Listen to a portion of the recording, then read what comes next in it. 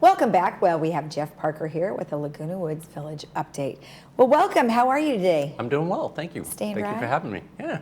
Good. Yeah, staying dry. It's nice to see a little bit of rain, but for one of the topics I was going to mention is we're still in a drought. Don't get fooled by just a quarter-inch rain that's going to solve our problem. So want to encourage people to conserve their water usage and be careful out there relative to that, because we've been in a drought for a couple of years. We're still in a drought, and we hope we can get some more rain. That would be nice. Well, yeah, I mean, the snowpack is the most important as well, because that's going to melt off and fill up the other areas that provide us our water. So, yeah, and that's an ongoing thing that I know you guys are monitoring, as well as the El Toro Water District are very good about keeping us up to date. And sometimes it's a little scary. You know, I do remind myself, though, when I brush my teeth, turn that water off.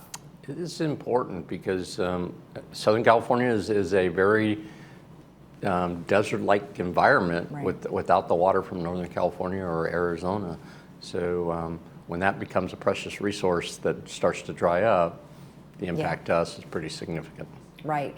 Now, there are a variety of things that happen in the village according to that, right? I mean, there are ways that they can conserve, or are there things that you're already doing? Especially when it comes to landscape, I know. There's certainly, in the fortunate thing in landscaping, a lot of our landscaping is non-potable water, reclaimed water, like the golf course, for instance. And that's a real savings for us, because obviously that's not water that people are going to use for their personal use. So that's a big savings. But really it comes down to how much resource we're going to have in the sense of the potable water people that use for their showers, for the baths, for the inside the home.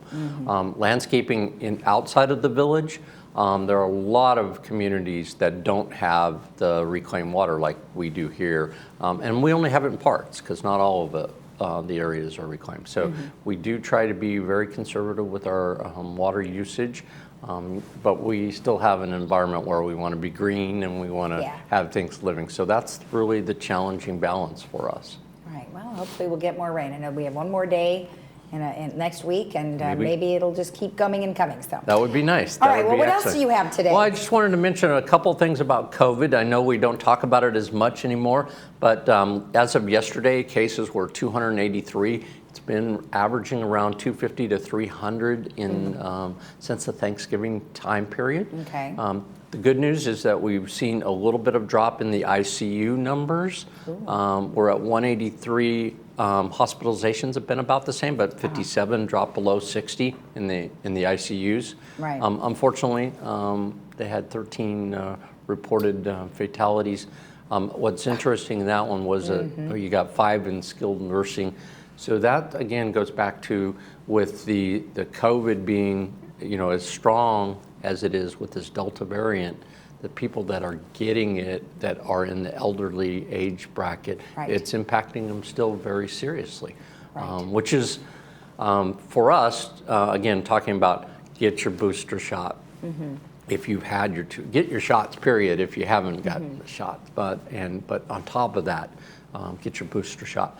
And one thing I wanted to mention about that is Orange County Health is now doing a home care program where you can contact them and they will actually come out to your home if you're homebound and you can't get out. Okay. And other than that, all of the Rite Aids, the CVS's, everybody has the shot. So it's easily available compared to when we first started rolling these things out. So that's the good news. With regards to the village area, which is the city of Laguna Woods, we're at 575 cases, which is up about 10 in the last couple of weeks. And our the number of people that unfortunately have passed away is at 59, which is about 3 higher than it was a couple of weeks ago. So, and that may be related to, again, that where you see those 5 people who were in, because our neighboring, we have a few skilled we do have that in our neighboring area. So it's not necessarily the village. Again, it's Laguna Woods address that we're talking about. But the one thing I wanted to mention is when you look at our zip code, and this, again, kudos to everybody out there, we only have 1.7% case rate per 100,000. So we're one of the lowest still. And I think that's because of the fact that everybody made the effort originally to get vaccinated, come to our programs, or get vaccinated on their own. And that certainly has made things just flow a lot easier and safer.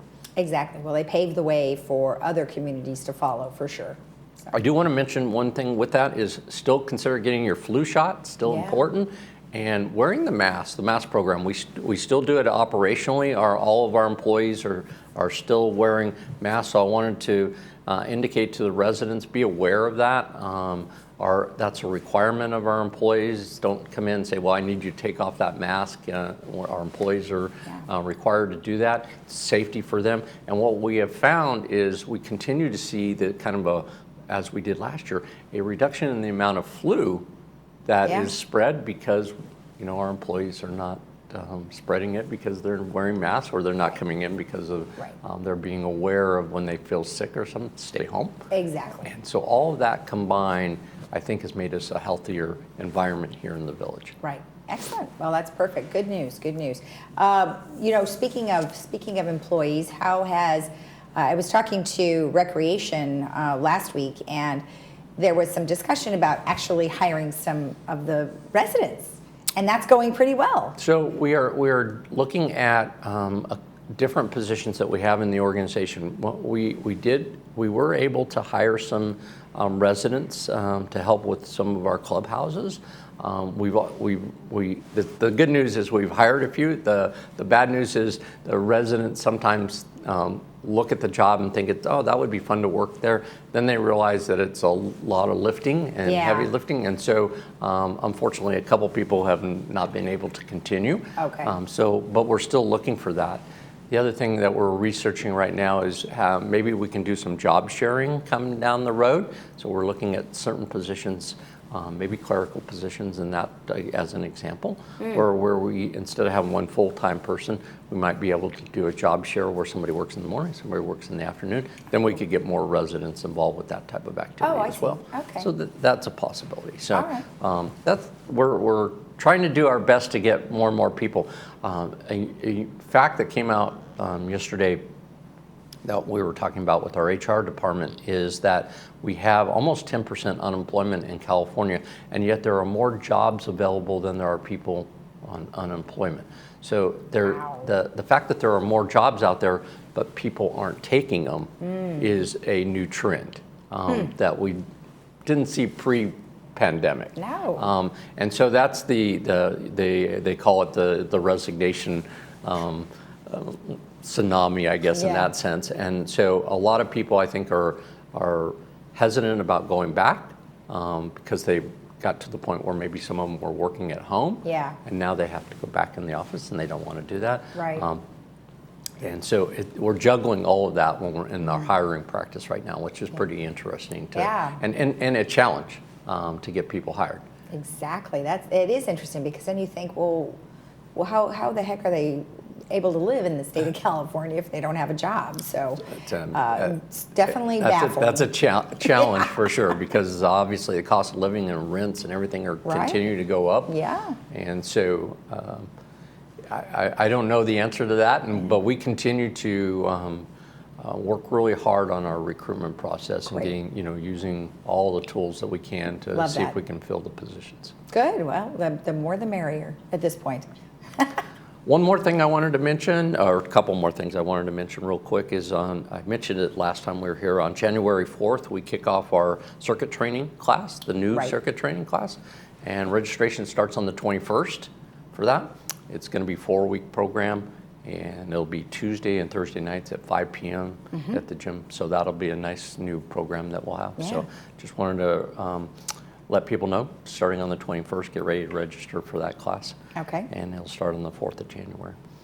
Perfect. And last thing I wanted to mention, I know that we sent out an email just acknowledging the fact that I'm retiring in February, and I just wanted to tell all the residents out there that I'll still be around for a little bit, so you're still going to see me on TV for a little bit. But I do want a couple people have sent in emails, and I just want to say thank you to everybody that's sent in their comments. All right. Well, Well, we still get to see you at least once a week. So That's right. We'll have you on for a little bit more. For a few more times. Okay.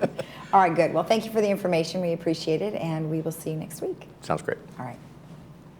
And if you want more information about all the things that we've discussed, of course, COVID-related, you could always go online, as well as be able to find more information online through lagunawoodsvillage.com. We'll be right back.